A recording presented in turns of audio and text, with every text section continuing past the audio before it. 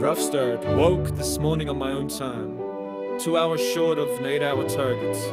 Samsara on my mind, flitted away my headway I had, and the ADHD in me say it's 7:45 now.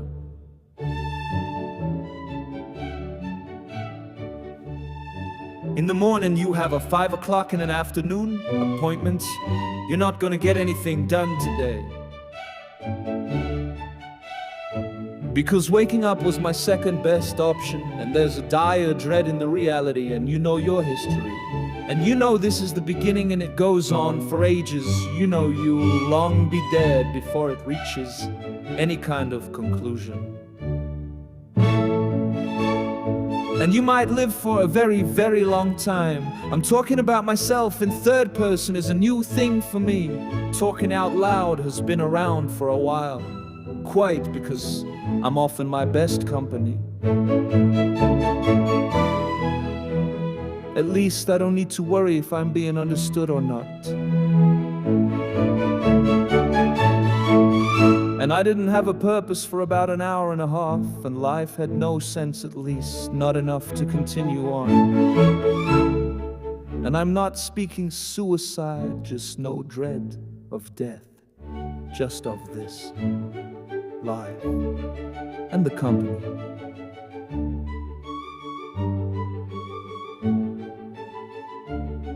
The company, my friends and I keep in such bizarre choices that affect us all, and they're thrilled, those there, them there.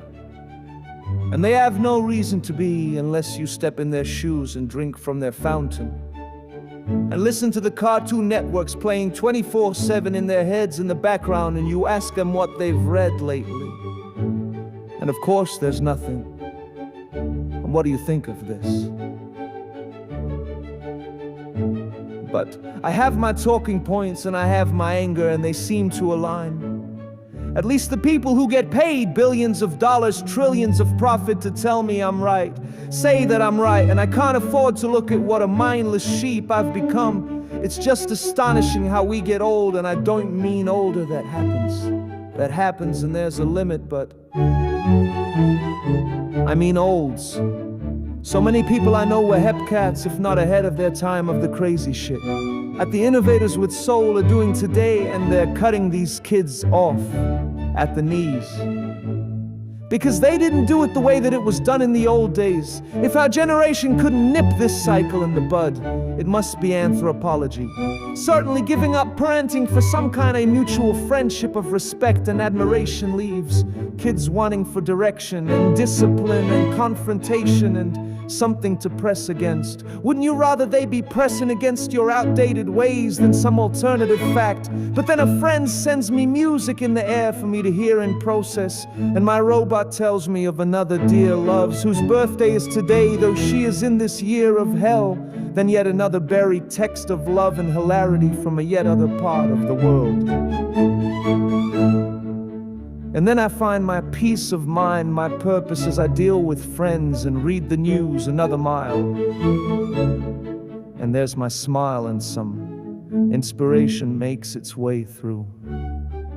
There's no trick, it's never been easy, it's just that somehow you find an edge which then allows you to lean into life and find some meaning, purpose, so for just that moment, and then that moment, and then that moment, and then that moment over there.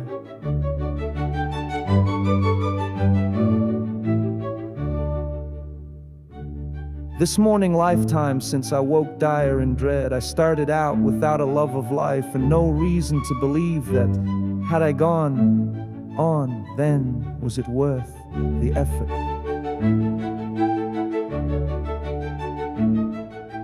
Now this in nirvana moment, it's 12 hours later, and I've had a wonderful day filled with heart and mind and labor, and I will now wind down with my bowl of frozen fruit and honey and cream and chocolate and smiles.